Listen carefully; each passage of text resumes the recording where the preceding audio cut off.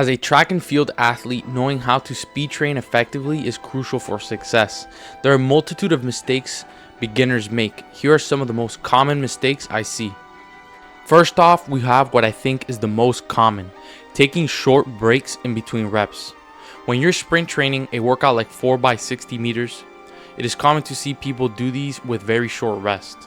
When you do these with short rest, your perception of effort might be higher because of the buildup of lactate in your muscles, but I can assure you, you're leaving a lot of speed gains on the table. Sprint training is an anaerobic form of exercise, meaning it uses ATP within your muscles as fuel, not oxygen. Your body requires at least a minute of rest per 10 meters ran to replenish your ATP stores. If you rest for less than this, your body will start producing lactate by breaking down glycogen in your muscles to continue producing ATP once your initial stores run out. This process is called anaerobic glycolysis, and it is what causes the burning sensation at the end of a sprint like a 200 or 400 meters. When you want to develop your maximum running speed, it is essential to let these ATP stores completely replenish so you can give a true maximum effort during your sprints and target the intensities needed to drive adaptation. When you don't give your body the chance to replenish its ATP stores, the perception of effort might increase, but the intensities are going to be a lot lower, not letting you hit the intensities needed to drive adaptations, which are at least 95%. With a short rest, you might only be able to target 80 or 85%. An even more common version of this is doing speed endurance workouts like 4 times 150 meters done with incomplete rest. While doing tempo workouts has its benefits that I've described before, if all you ever do is tempo for speed endurance, you're not going to improve your sprint specific endurance, only your general endurance. In the 100 meters, you are sprinting at your max speed up until 60 to 70 meters, depending on the athlete. After this point, your body will start to decelerate. Speed endurance training aims to decrease this rate of deceleration as much as humanly possible. In order to gain these adaptations, we have to mimic the intensities that are achieved during races. So in order to do this in a 150 meter rep, for example, you have to have high intent so you can reach top speed and teach your body to maintain it for as long as possible. To do this, you need full recoveries between 150 meter repetitions so you can hit these intensities. Next up, we have training hard before competitions. This might sound counterintuitive, but it is the truth. Right before a major competition, it is detrimental to tackle a heavy load of training. Ideally, you want your training volume to be 40 to 50% less 10 days before a major championship competition to ensure your body is rested enough to do your best. This aligns with what most elite athletes and coaches do. This strategy is called tapering. The 3 patterns of tapers include linear, step, and progressive. In a linear taper, the volume of training is gradually decreased day by day throughout the duration of the taper. Think of it like walking down stairs. In contrast, a steep taper employs a significant reduction greater than 50% in training volume immediately and then maintains this reduction without fluctuations. Think of it as falling to a lower step all at once and then remaining on that step. The last type, progressive, has been shown to be the most beneficial. In a progressive taper, training is decreased by about 10 to 15% immediately, and then gradual decreases are made with a lower percentage reduction each day. This is a combination of the previous 2 taper patterns.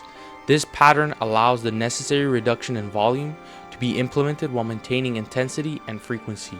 Tapering for a race distance can be successful after implementing small practice tapers during training. However, tapering becomes more difficult if an athlete competes at different race distances throughout the same year. In this case, athletes should use a previous successful taper and adjust the taper into smaller increments rather than reinvent the wheel and try something completely different. Personally, I have used step tapers throughout the series of my career and see massive improvements in my times immediately following one of these tapers. But in order for the taper to be beneficial, it is important to have done all the work necessary that drives adaptation beforehand. I like to use the Charlie Francis 10-day taper right before a major competition. The Charlie Francis 10-day taper is when you reduce training volume by 50% in the track while maintaining intensities. In the gym, you would also decrease volume by 50% and decrease intensities by 10%.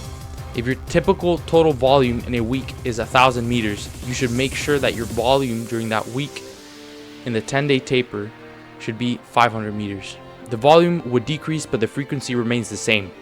Sometimes as athletes, it's hard to not work hard all the time, but in order to get these elite performances, we have to recover so we can show the adaptations of all the hard work we did.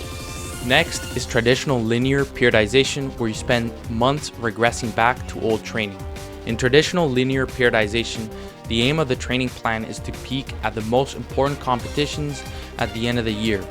In linear periodization, the season is divided into three main parts: the general preparation phase, the preseason phase, and the competition phase.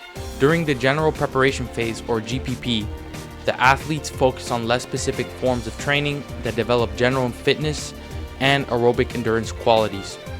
As the competition period comes closer, the forms of training become more specific to the demands of the event the athlete runs. This is supposed to build a foundation of general fitness for athletes so that they can later tolerate the high demands of maximal effort sprinting later on. This is good for beginner athletes.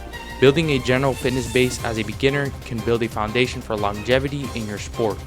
Hyper-focusing on specific forms of training early on in training age can lead to stagnation and even injury, though you might see a lot of progress from the get-go. Building an athletic base can expand your overall potential, so having an athletic base is very important. Now, linear periodization does have its downsides. Since athletes only really start doing specific forms of training close to competition, this leaves them unprepared when that time period actually comes, since they spend the majority of the year training less specific forms of training that don't really translate as effectively to sprinting.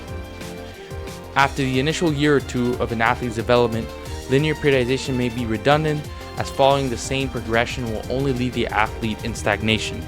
A better form of linear periodization is when vertical integration is used alongside it.